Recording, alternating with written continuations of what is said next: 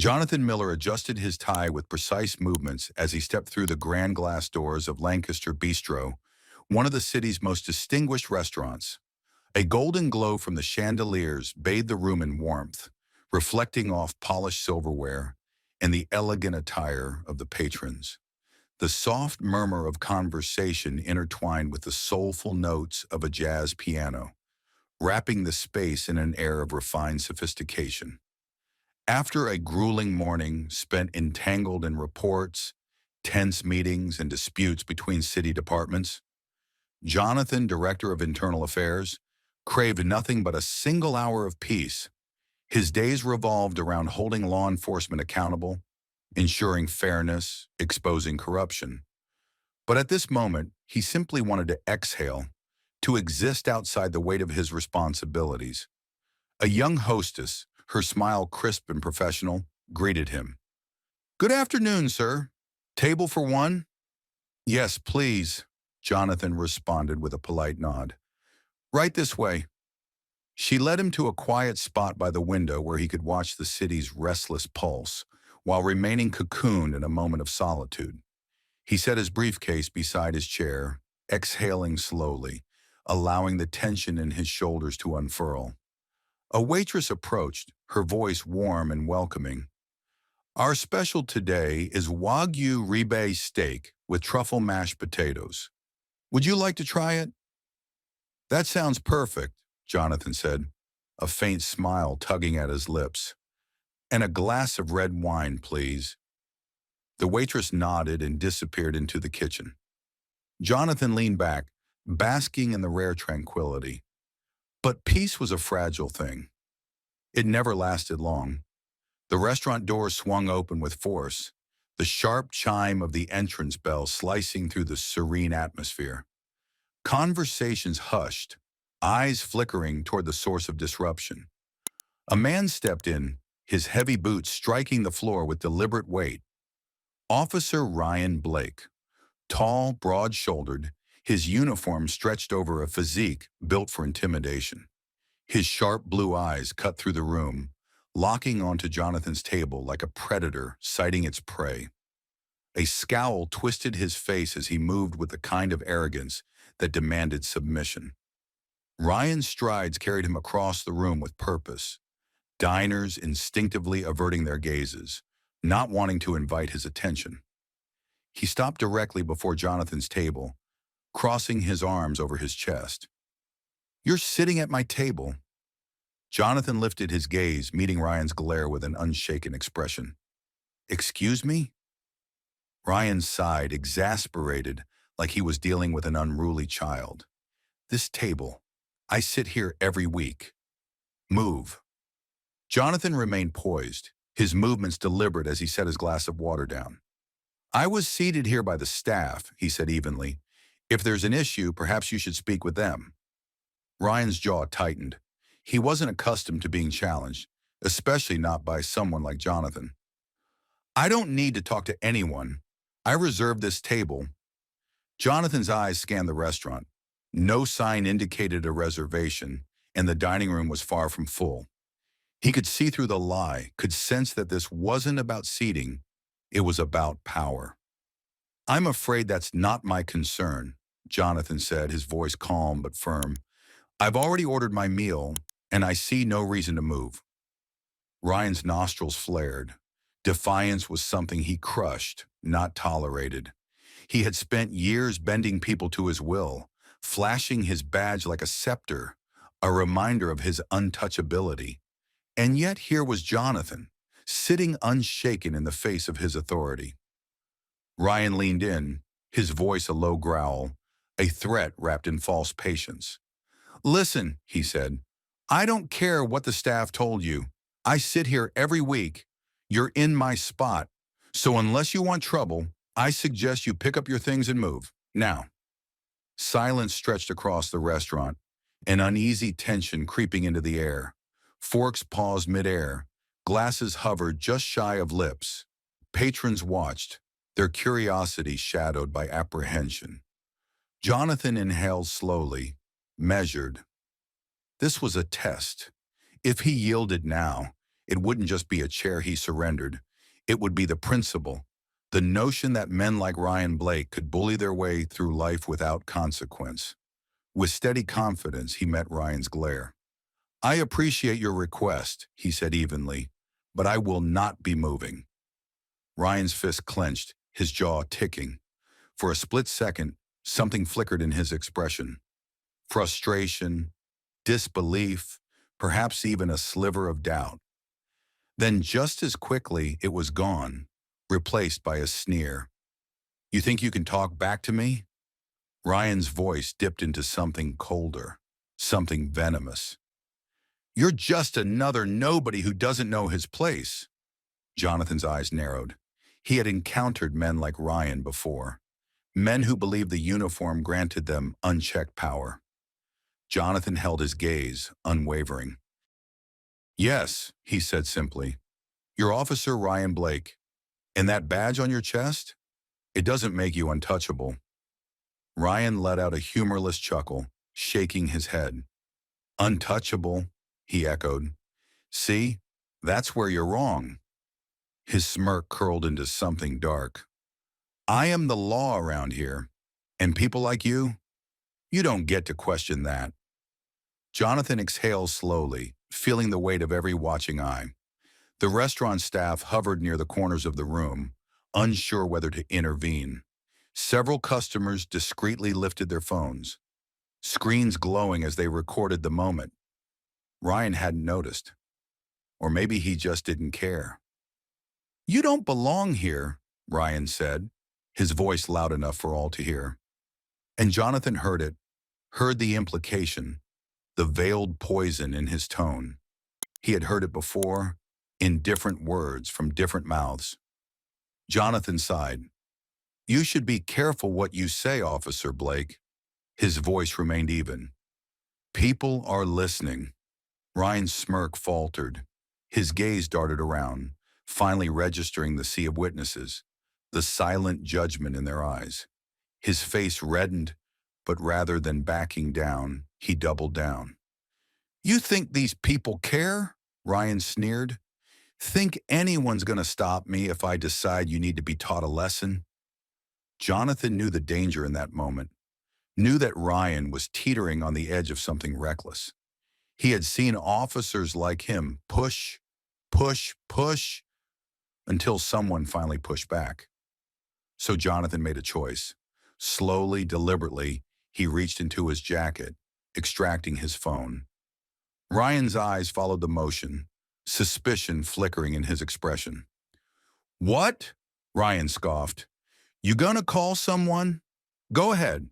Call your lawyer, your boss. Hell, call your mommy. See if I care." Jonathan's face remained unreadable as he tapped his screen, sending a pre-written alert. Ryan's smirk faltered. And then, the restaurant door opened once more. A young patrol officer stepped inside, scanning the room. His eyes locked onto Jonathan, then flicked to Ryan. His expression darkened. Everything shifted. This was far from over. Jonathan remained silent, letting the weight of the moment settle between them. He studied Ryan, watching as the officer wrestled with his next move. Ryan exhaled sharply, turning back toward Jonathan, his voice barely above a whisper. "You really think calling in backup is going to change a damn thing?" His eyes darkened, his expression hardening. He leaned in closer. "You have no idea who you're up against." Jonathan met his stare without flinching. "Neither do you." That was it. That was the breaking point. Without warning, Ryan's hand shot to his holster. In one swift, practiced motion, he drew his gun, leveling it directly at Jonathan. A collective gasp swept through the restaurant like a gust of wind before a storm. A woman let out a piercing scream. Chairs scraped against the floor as diners scrambled backward, some ducking under tables, others sprinting for the exit. Ethan, standing nearby, instinctively took a step back, his hand flying to his own weapon. But he didn't draw. Not yet. Jonathan, however, remained perfectly still. He had faced intimidation before. Threats, coercion, political pressure, even attempted blackmail. But this was different. Ryan's face was flushed, his grip on the gun too tight, his chest rising and falling in ragged bursts. This was no longer a calculated act of power. It was desperation, pure and unchecked. "Get up!" Ryan barked, his voice shaking with rage. Jonathan didn't move. "Put the gun down, officer! I said get up!" The command came as a roar, the gun trembling slightly in Ryan's hands. Jonathan spoke carefully, keeping his tone even. "Think, Ryan. You pull that trigger, and it's over. Not just your career, your life." Ryan's breathing was quick and erratic, the weight of his own actions creeping in. But his pride, his anger, his need for control, they wouldn't let him back down. "You don't tell me what to do," he spat, his finger hovering over the trigger. Jonathan exhaled slowly, keeping his hands visible, knowing that one wrong move could turn this into something irreversible. Behind Ryan, Ethan lifted his radio, his voice hushed but urgent. 1033, officer needs assistance. Armed suspect, Lancaster Bistro. Jonathan caught the words. Backup was coming, but would it be in time? Ryan's gaze flickered, just for a split second toward Ethan. That was all Jonathan needed. With deliberate calm, he reached for his phone and pressed a single button.